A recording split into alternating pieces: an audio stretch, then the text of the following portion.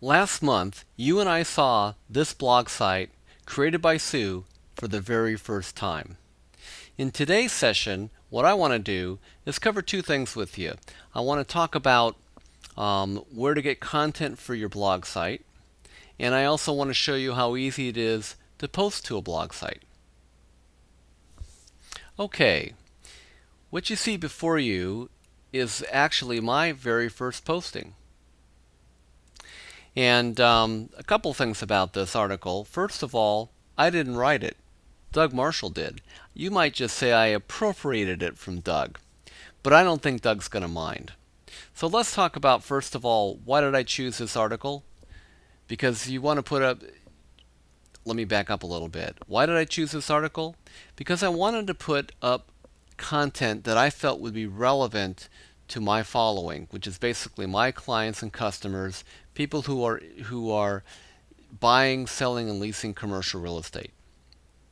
And this is an article that I thought would provoke some thought about the idea of if you've got a refinance coming up or you're thinking of buying or selling, now may be a better time than later because of what may be happening with interest rates down the road, and some big reasons why there may be some changes coming.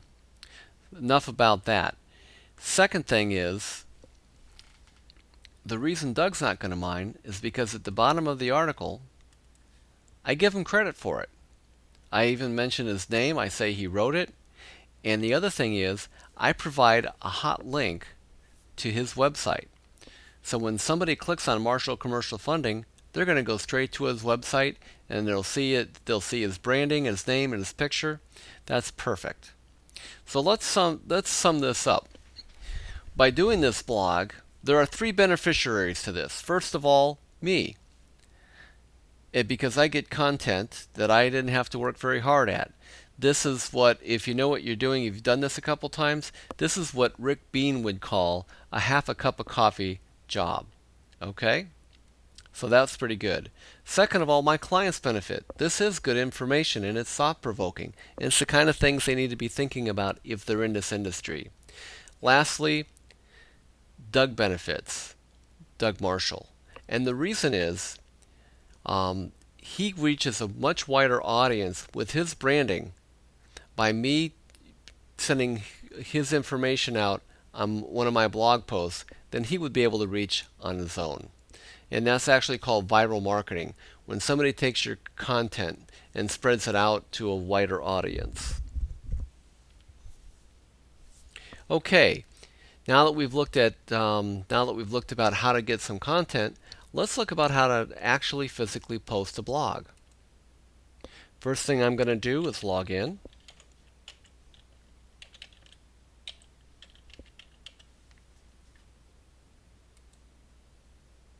Now we're going to go, this is the WordPress dashboard. And we're going to go ahead and just add new. Now one of the things that I like to do is I like to cut and paste from a Word document. I like doing my creating in Word. That's just me. You could just as easily type it all right in here, but I just am more comfortable doing that. And for what we're doing, that's pretty good because you don't want to sit here and watch me type this in.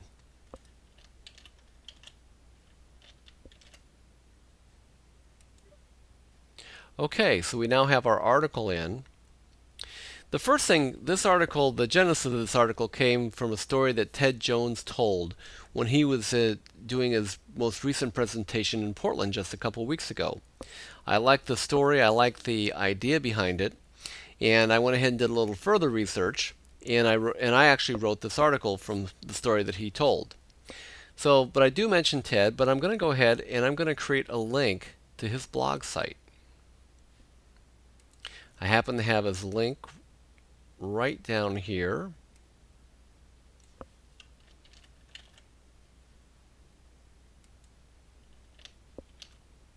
We'll clean that up just a bit.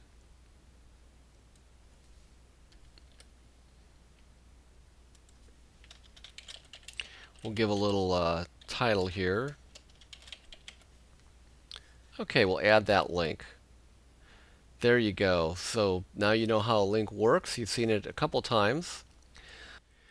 One of the best ways to enhance the visual quality of a blog post is to add a picture. I'm going to set my cursor at the beginning of the second paragraph. I'm going to click on this icon, which is add an image. It then gives me the option to select from files on my hard drive. And there's the picture I want.